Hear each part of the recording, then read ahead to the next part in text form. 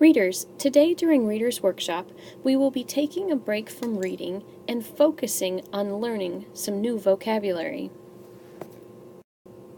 Readers, our learning intention for today is, today, as a reader, I am working on learning the meaning of new words. Readers, learning vocabulary words or the meaning of vocabulary words is really important to ensure that we understand everything that an author is trying to teach us. So today we're going to use the Wolf's book and a few words from that book to learn the meaning of some new words. These words may not be totally new to you. You may have heard them before, but we're going to make sure that we know how to use them and that we know exactly what they mean. So, let's get started.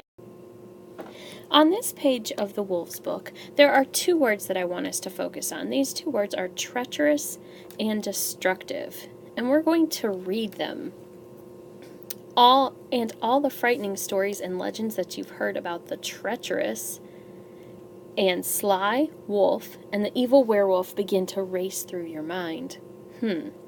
Let's think about that word treacherous. Treacherous means dangerous. So I'm going to go ahead and write that right up here with the vocabulary words. Dangerous. Now, let's go back to the story and see if we replace the word with dangerous and if it still makes sense. And all the frightening stories and legends you've heard about the dangerous and sly wolf and the evil werewolf begin to race through your mind. Does that help you understand the word treacherous? Give me a thumb up if it does. Boys and girls, we're also thinking about the word destructive on this page. The book says, "But what is this animal of our imagination truly like? Are wolves savage and destructive hunters of people and livestock?" Destructive means something that destroys something, and that means something that puts an end to something else. So, we're just going to use the second part of that, of what I said, and say something that puts an end to something else. So in this book, when they use the word destructive, they would mean that wolves are putting an end to human lives or to the lives of livestock. The two words that we're focusing on this page are stray and retrieve, and they are actually in the same sentence. When werewolves are set free, they wear collars with the radio tracking devices so that any stray onto private land can be found and retrieved. The book says retrieved, which is the past tense, and we're just going to use retrieve, which is the present tense. So, stray in this sentence means to wander away from, and retrieve means to get back or bring back.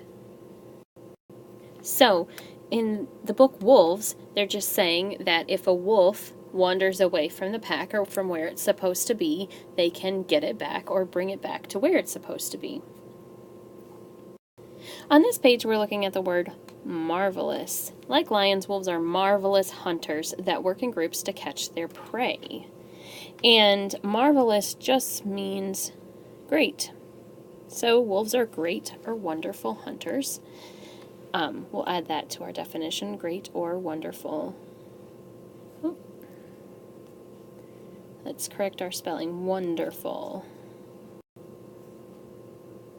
Alright, readers, on the next page we're going to focus on the word adaptable.